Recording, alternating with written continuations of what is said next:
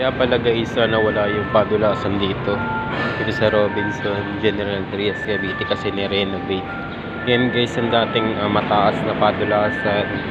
Ito na yung itsura niya ngayon. Yan guys, titingnan natin yan.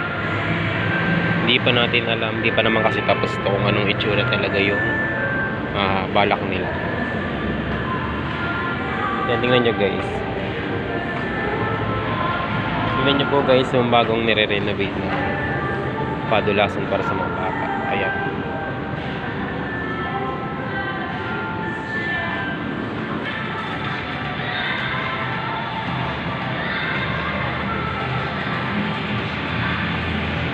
Feeling ko maganda ang kalabasan dyan, plano nila. Tsaka mas okay na din ng kataas kasi parang hindi delikado para sa mga bata. Kasi yung naunang padulasan kasi talagang inaakit pa ng mga bata, sobrang taas. Ayan, okay na yan guys. Pero abang ko lang dito kasi hindi pa siya tapos eh. Baka may pandar pang Robinson. Ayan guys. So ayun lang guys, bye bye.